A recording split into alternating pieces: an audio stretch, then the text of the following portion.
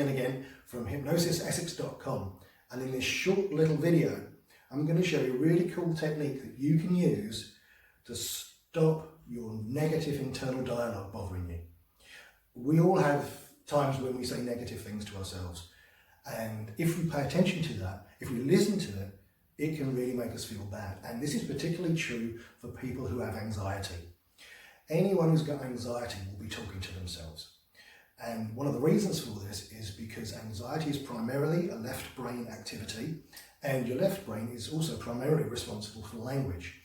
And you'll often find that people who are anxious are constantly talking to themselves, and they often think they've got a bad memory because they could talk to someone else and the other person could be talking, but they're not really paying attention to the other person because they're so busy in their head going, oh, I wonder what they think about me, I wonder if they're doing this, I wonder if that, I wonder if they're judging me, or what about, and they've got this constant chitter chatter going on in their head. So this cool technique is going to be able to help you deal with that and to change that internal chatter and massively reduce your anxiety levels.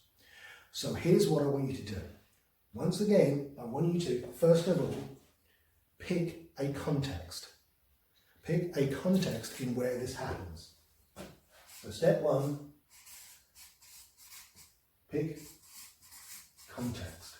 And what I mean by context, just pick a situation in which your negative self-talk really drives you crazy. And it could be when you're out, if you suffer from social anxiety, it could be when you're going into a place for the first time or going to meet friends or whatever, and your internal dialogue is going nuts. So pick a context like that. Don't just say it happens all the time, because we can't change all the time in one go. Pick one context and let's have a look at changing that. So pick that context, and then what I want you to do is I want you to take a pen and paper, and I want you to write down, as you think about being in that context, what are you saying to yourself? Start writing down your internal dialogue. So write it down. Write down your self-talk. So that could be things like, I'm not good enough,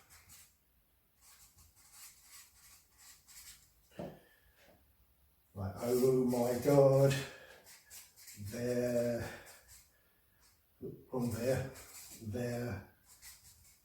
judging me. Handwriting was never my thing, never mind. So it could be anything. So write down all the things that you say. So let's say, for example, and obviously if I was doing this one-to-one with you, we could work together and we'd find out specifically what you're saying to yourself, and we'd work with that one which is unique for you. But let's say, for example, in this situation, the phrase that keeps coming up over and over again in your head is, I'm not good enough. And typically, if you're anxious, you're going to say that really, really quickly. And this is what's going to drive the anxiety, because you're in that left brain moment, and you're in left brain mode, and it's going to drive that anxiety. So let's pick, I'm not good enough, right? So here's what I want you to do. I want you to, first of all, think about the speed and the tonality in which you say it. Typically, it's going to be really fast. I'm not good enough. Oh my God, I'm not good enough. Oh, all right, I'm not good enough. Yeah. So what I want you to do now is I want you to think about that situation and then slow down that internal dialogue. So imagine yourself in that context and then say, and again, if this was your words, I'm not good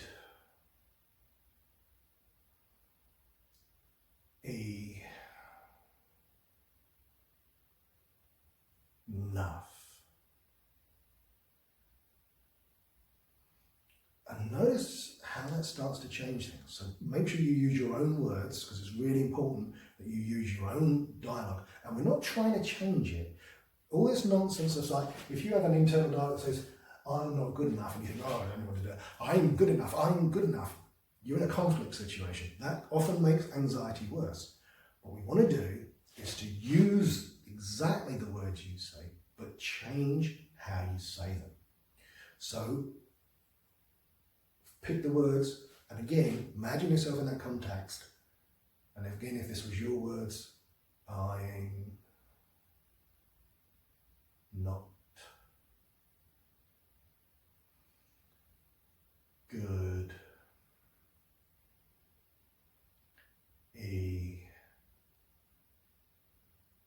enough. And start doing this with all the words that you've written out in that context. So the important thing is imagine a context and then slow down that internal dialogue. And for some people, it might be a good idea for them to imagine taking each individual words in that phrase and imagine seeing them over there on the wall on individual posters. So as you look, you read of, I'm not good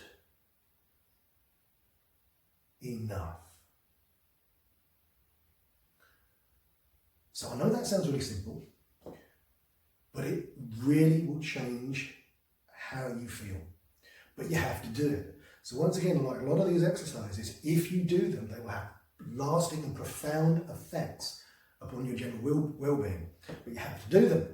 So just write down your internal dialogue when you're in that one situation, write it down, and then imagine yourself in that situation and say that phrase slowly.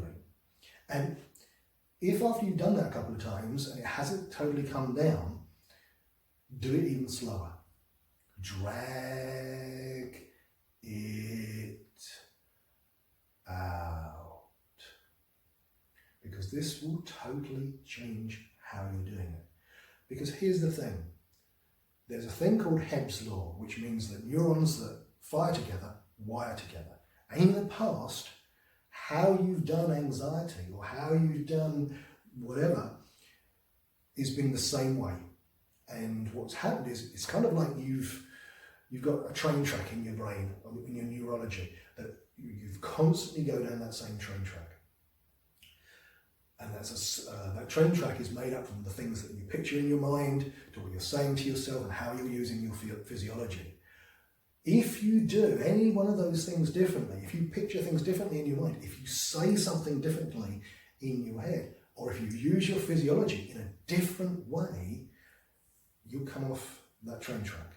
It's like you'll come to a different junction and you'll go in a different direction.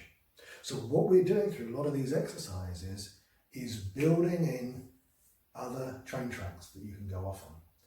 And as I say, Hebb's law is that neurons that fire together wire together. Now that means you don't just do this once. You have to practice it, because those neurons will wire together in the new direction if you practice it. And then what will happen is the old neurons, the old train track, will tend to die off if you don't use it. So practice this technique over and over and over again. It could be another example you could use this for, which is really good, is if you're lying in bed late at night and you've got all these thoughts going on in your head. It's like, oh my God, I've got to do this tomorrow, I've got to do that tomorrow. Oh my God, he said this, he said that, she said this, she said that. Slow that down. So if you're lying in your bed and you can't get to sleep and you're going, oh my God, I can't get to sleep, I can't get to sleep. Oh God, I've never got an early appointment, I'm going to be tired all day. Slow that down. Don't try to change it. Just slow it down. It's like, oh my God, I can't get to sleep. And what will happen is you relax. So practice. Use it whenever you feel that you need to use it. Whenever you're in a situation and suddenly you become aware that your internal dialogue is going, slow it down. Really take what you're saying to yourself and slow it down. You will be absolutely astounded at how powerful this is when you use it. So once again, thanks for watching. If you have any questions at all, you can contact me at hypnosisessex.com or on my Facebook page, or even on YouTube. But let me know what you're doing, and if you have any questions, if I can help in any way, feel free to contact me. Thanks again, and I'll see you soon in one of the next videos. Will help you become totally free of anxiety once and for all.